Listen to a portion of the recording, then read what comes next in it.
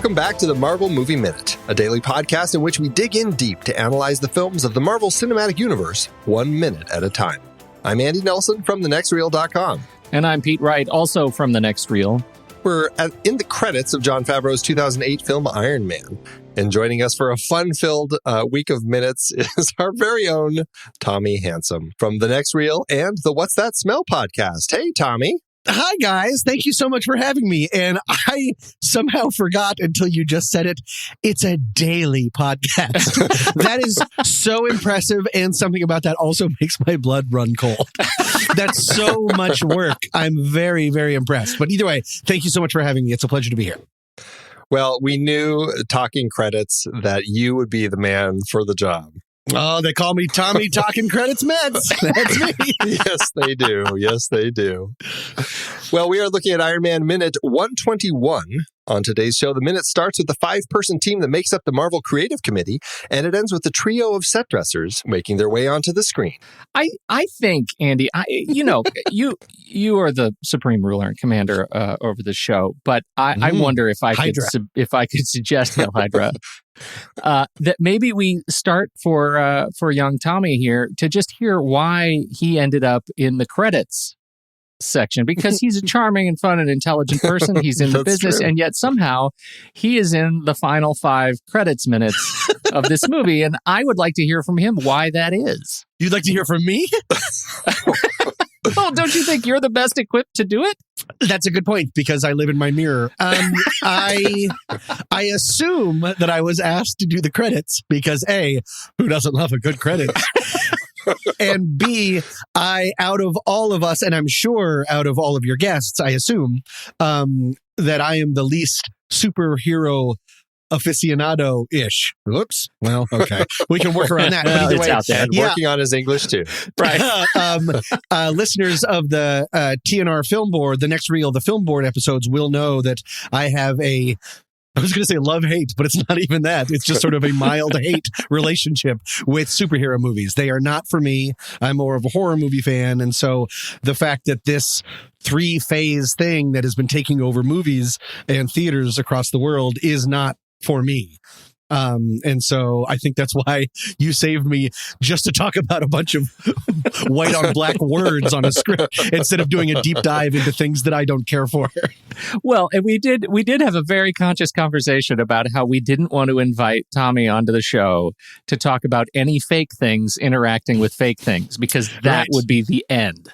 Correct. That is not for me. Because you love bringing that up every time that happens on That's screen. Not fun for anybody. Yeah. Us listeners, not fun for anybody. Fake things jumping on the back of another fake thing, falling down a fake thing while landing on a fake thing. No. But to be fair, Tommy, I know that you went back and you watched this movie again preparing for this. I did. And I'm curious, what did you think when you looking at it from the perspective of, talking about this movie, the movie that sort of started the whole thing? Were you at least able to be a little bit kinder to it than you normally would be?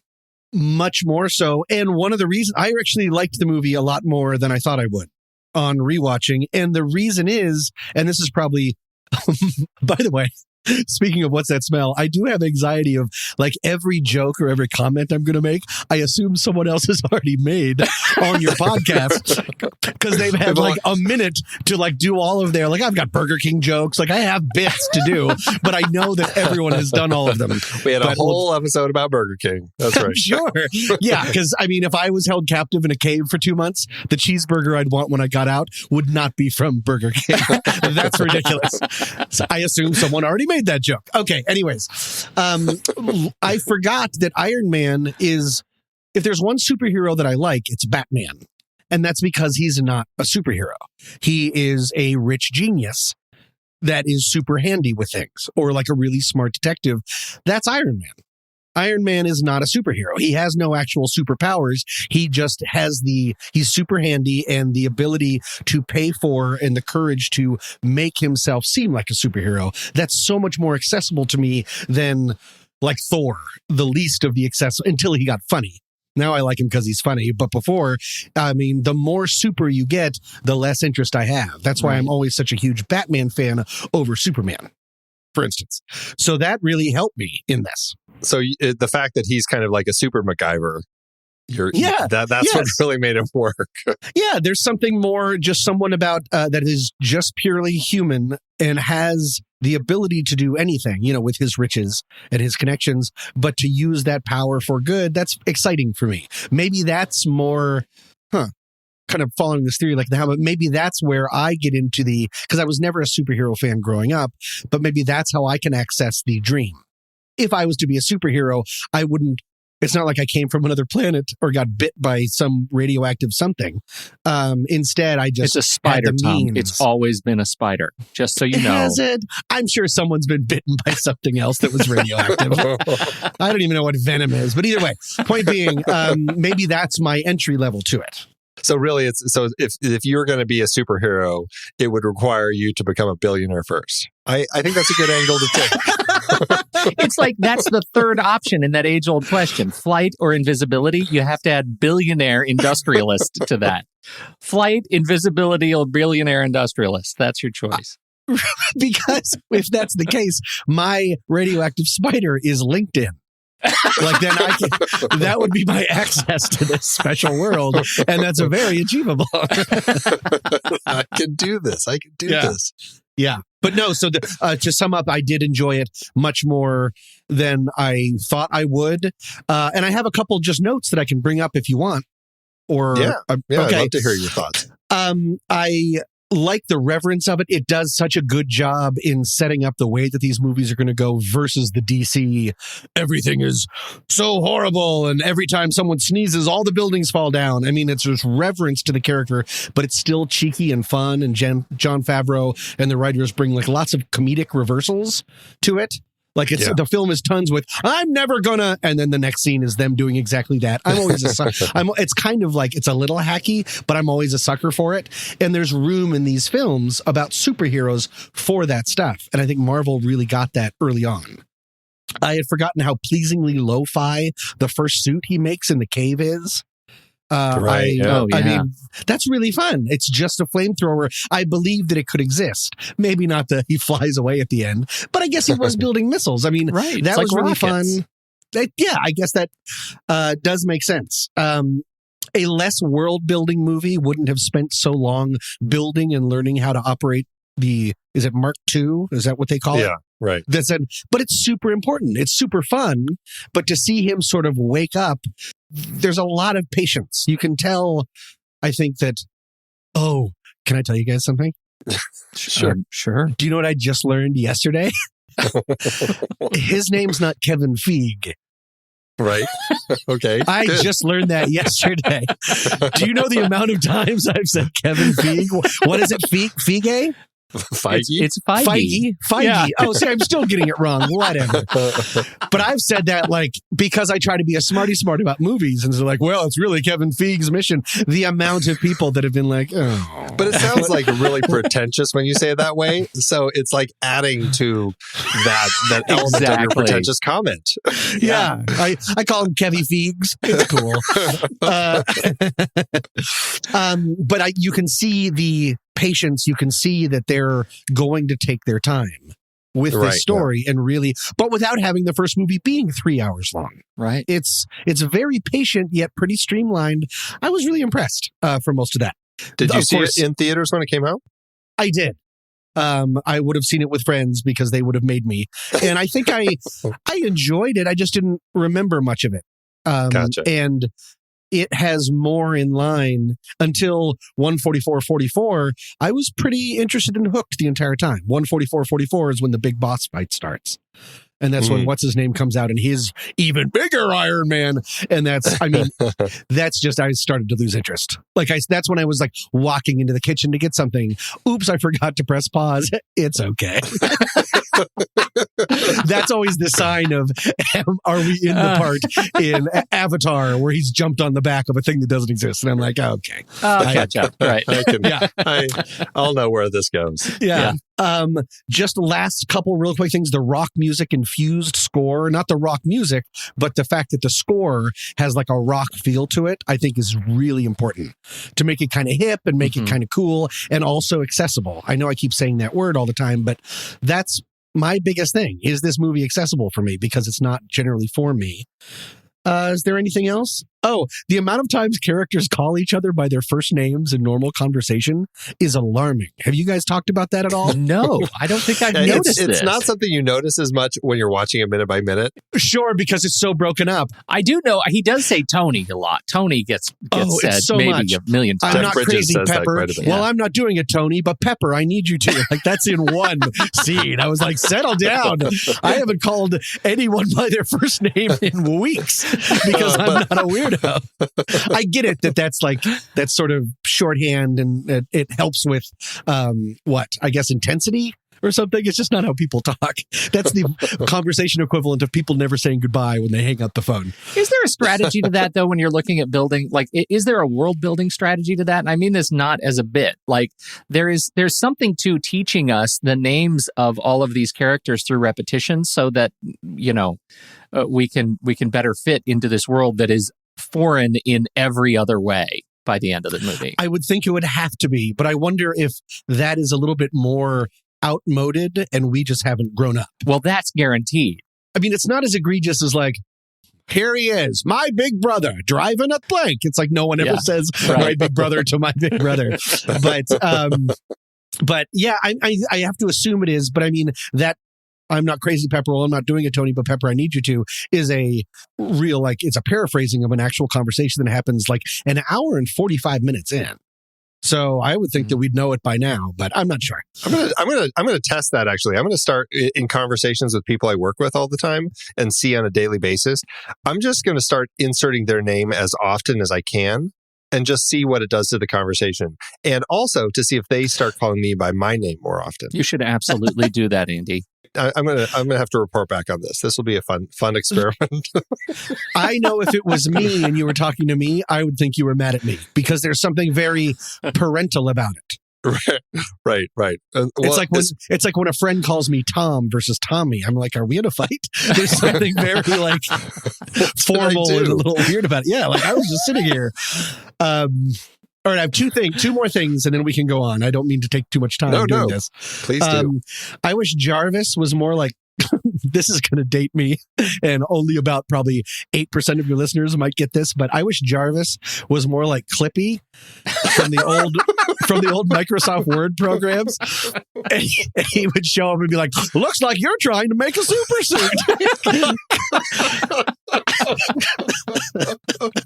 Looks like you're trying to defeat something in Afghanistan. Or whatever that was. I want that to exist so badly now. with the little character who pops up every time. Right. And then my last thing is I made this note and it ended up being, I should have known that it was like, if you set up something in the first, half, it'll of course have to pay off. But I originally wrote, I don't know if it was safe for Pepper to send Tony's original light cave heart out to Things Remembered for a cute engraving, but it did turn out handy at the end. So, that was a bunch of nonsense, but overall, I did enjoy it much more than I thought I would because of the patience it had, the human element, the fact that he's Batman instead of Superman, and Robert Downey Jr. is just so watchable all the time. He's just amazing. Yeah, he's so really captivating. And even when he's being a rapscallion in the beginning, you still want to be him. You still like him. Where do you fall with Jeff Bridges and Gwyneth Paltrow? I liked both of them. I thought they were great. Do you like them outside of this movie too? Yeah, I think so. I mean, Gwyneth Paltrow is a little distracting just because she's such a superstar in kind of a smaller role. But I find she's very easy to watch. I've really loved her ever since Seven. I know some people have sort of a little bit of a negative feeling for her. I don't share that. And Jeff Bridges is just really so much fun. I always like it that it seems like he's fighting his own tongue all the time when he's talking. Like there's that tongue is just sort of like wrapping around things. And he's like, well, that didn't pan out. But I really liked him. Seeing him in that giant metal suit at the end, I just started giggling. Like I don't think he's the right person for that. Would be a better fit, I think, for a villain like Michael Keaton was in whichever movie that was. I think Spider-Man. Yeah. When he was less of a super, Vulture. he was more, he had like a grounded reason versus just now I'm in an even bigger suit. But I did like the idea that an American war profiteer is the ultimate evil versus just a basic brown-skinned terrorist. I like that a lot too. That's pretty neat. Yeah, and it's a nice role for Jeff Bridges. I mean, I think that they all worked really well together. And considering the challenges of getting this script to the finish line while they were making it and the changes they were making with Jeff Bridges' character, it's amazing that they pulled it off in a way that works. And I think there was a lot of that during production, or well, they were trying to figure out who the villain was going to be. Still, it was going to be the Mandarin, and they were setting Jeff Bridges up to be the villain, like in a second film or something like that.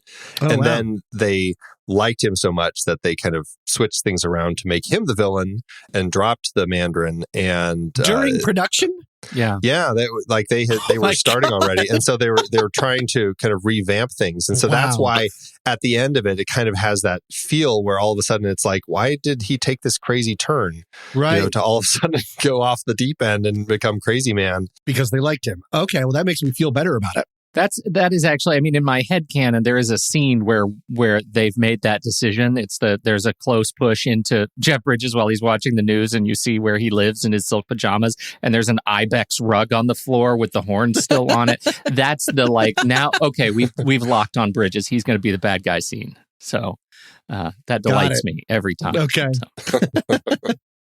I think it's just his pet ibex laying down. just trying to be really quiet because he doesn't like it when Bridges rides him. That's right. If I just lay real still, maybe Obi will go back to bed. Yep. Every bad guy needs a pet ibex. Oh, do they?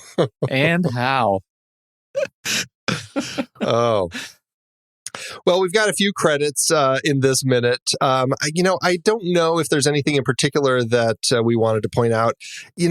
I wrote this down just kind of the Star Wars Minute guys do a great bit where they pull names of people who have their own names, and so I looked up the Petes, Toms, and Andys just to see who we had here. Oh. And we have the first one that pops up in this minute is the first assistant camera, Peter Berglund. Hey, that's almost me. It is. So should we be keeping score somehow, like by both function in seniority and frequency? Does that one of us could actually come out on top? The seniority is a tricky thing, but I welcome you to give that a try. Yeah, as we learned in the movie Drumline, every part of the band thinks they're the most important part. We did. So in a way, it's pretty subjective. When Drumline speaks. We're doing the credits of Drumline, right? Next up, we have the visual effects staff assistant, Thomas Glinkowski. Visual effects. The opposite of any department that I would ever be in. Right, exactly. Do less. That would be what I keep yelling as I'm immediately fired. Right. That assistant role's not going to last long for you. Yeah. I would be the boom operator. Well, is my guess. That would be your next one. Boom operator Tom Hardig. Are you kidding? No, really? That's brilliant. Yes. Perfect. And then we have another option for you. Set lighting technician Tommy Dangsel. I can do that. I can flip the switch. Tommy. Yeah. And then you and I can both be grips. There's grip Andrew Sykes and grip Thomas Watson. I would be a grip because I would need people to just tell me what to do.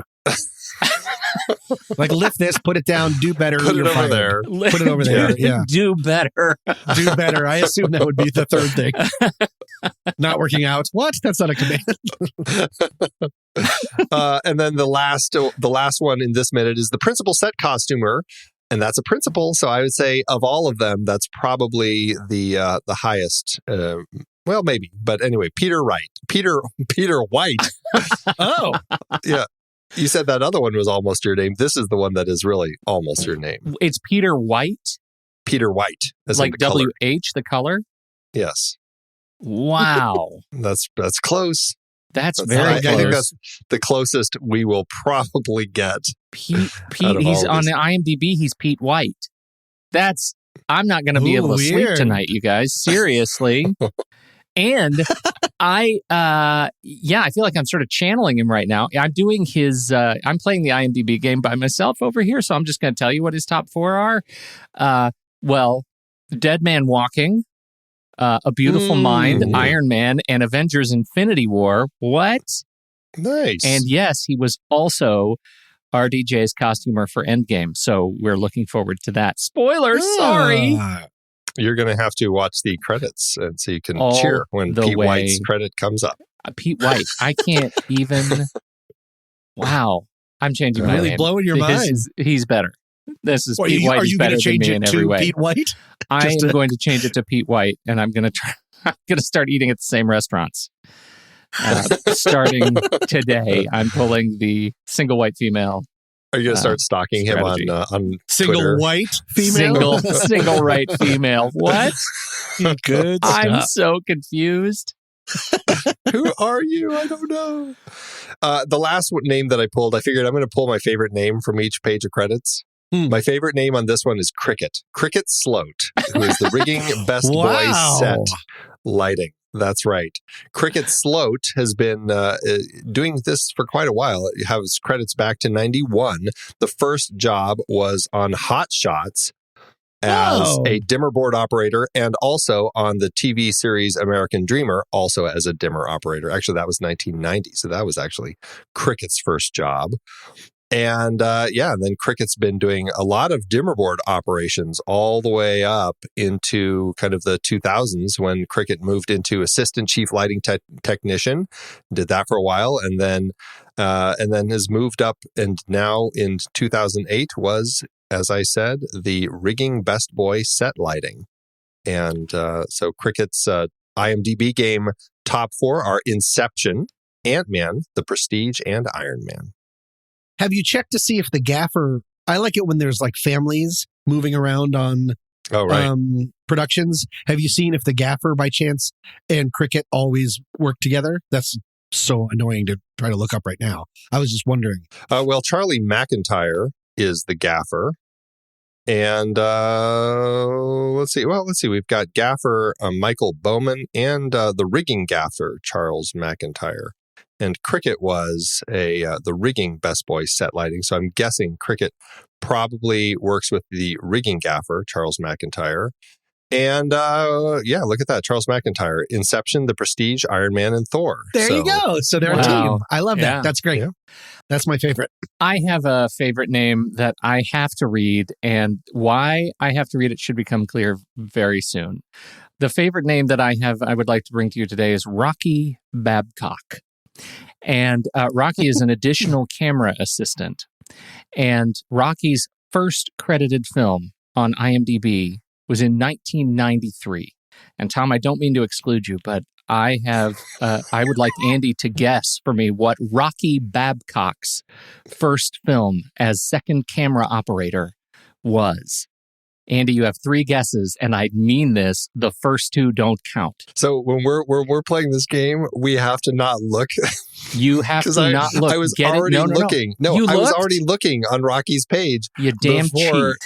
You could have gotten I didn't know this. you were going to throw this at me. I didn't know. I will, next time you pull this, I will not look. You are killing me. What's the answer? I don't even understand what we're doing.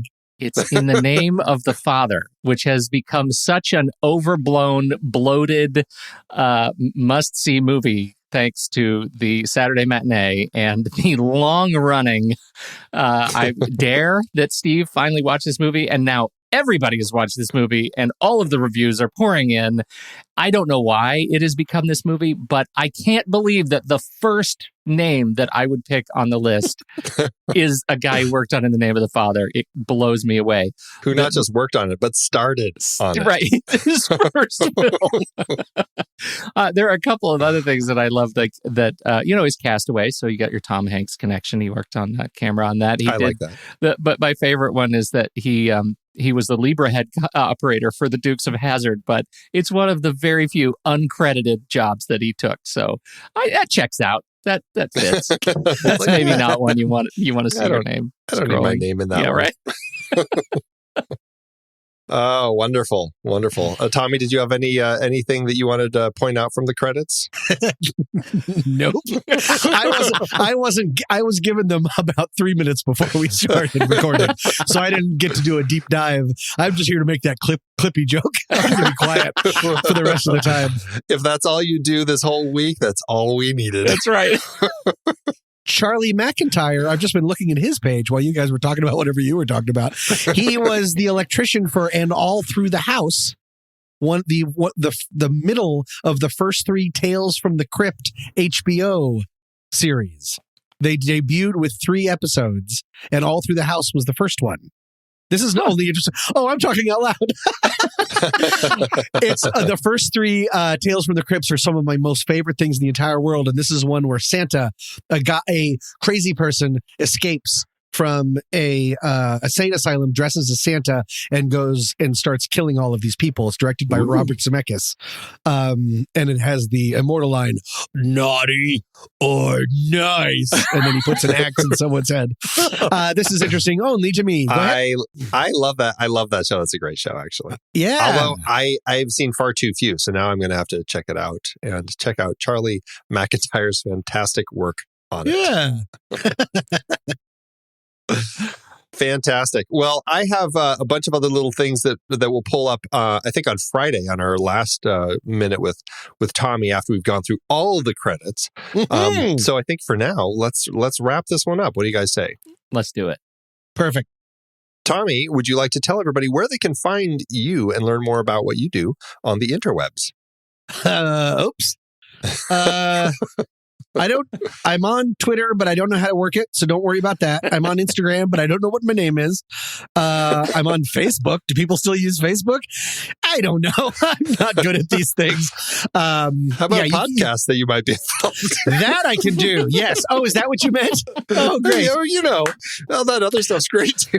Well, on the podcast that I listen to, they're like, where can people find you? And they're like, I'm not this on Twitter and this on that. And I'm on those things. I just don't know what I am. Either way, yes, I am on the podcast with the aforementioned and heard from Pete Wright. It's called What's That Smell? It's a funny podcast about anxiety. And I'm also, as you mentioned, on the Next Reels film board. And that's it. Just to confirm, you do that podcast with Pete Wright, not with Pete White. Well, at this point, I have no idea who's going to show up next time. Yeah.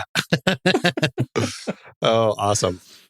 Well, everybody, that is it for today's Minute. Thanks so much for tuning in. Make sure you subscribe to the show for free at marvelmovieminute.com. Join us over in our Discord chat room and follow us on Facebook, Twitter, and Instagram at The Next Reel. And if you like what we do and you want to support us and get some cool stuff, become a patron over at thenextreel.com/Patreon. Until next time, true believers. Excelsior!